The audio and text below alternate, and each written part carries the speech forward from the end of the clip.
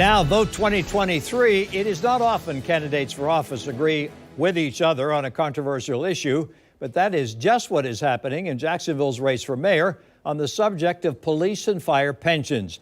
You may be among those who believe that had already been resolved years ago when voters extended parts of the local sales tax to pay off the city's growing pension debt.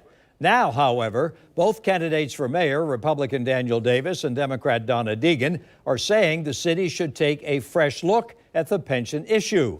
News 4 Jax reporter Jim Piggott is joining us live from City Hall. He's been asking new questions about this difficult subject. Jim? You know, Tom, remember pension reform when we were talking about that? Was 6 years ago.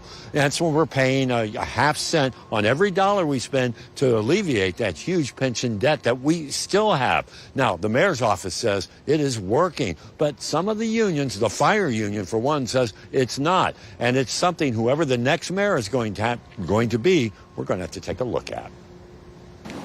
Public safety is always a campaign issue, but this particular issue of pensions for new police officers and firefighters is one that both sides agree is a problem. Since Jacksonville no longer offers pensions to new hires, only 401k type programs, well, many are bypassing Jacksonville for other cities that do have better retirement programs. We really kind of got us a public safety crisis looming in front of us. We are having some serious recruitment issues. I will tell you that I've been told that there's nobody on the hire list for the fire department. During a recent forum on WOKV radio, which was streamed online, both Daniel Davis and Donna Deegan addressed the issue. Sort of. Both say that they don't want to see a return to the city's pension plan, but they want to take a look at the possibility of switching to the Florida Retirement System, or FRS, and pay into that. At some point, you can't kick the can down the road on this forever.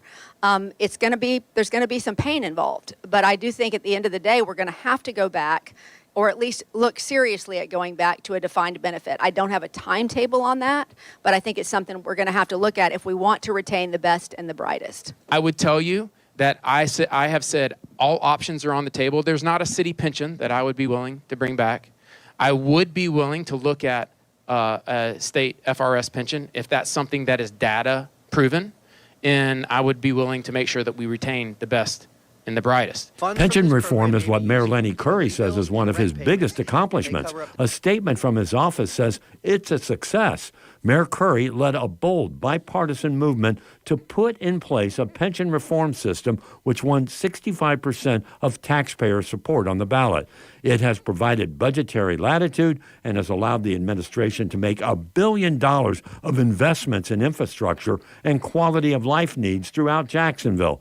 It's clear Mayor Curry's policy is working. Again, both candidates have said they're willing to take a look at this again, but it is going to be an issue for the next administration. Of course, I reached out to the FOP today, the police union, and the sheriff. So far, not heard back from them on this, but the fire chief did respond today. I kind of want to read you a little bit of what he had said. He said that JFRD, the fire department, has recently hired a recruitment class of 66 officers. Actually, that was just last Monday. So he says right now there are 0 people available to fill any vacant slot. So we're going to see what happens with all of this. For now, we're live at City Hall. Jim Piggott, Channel 4, the local station.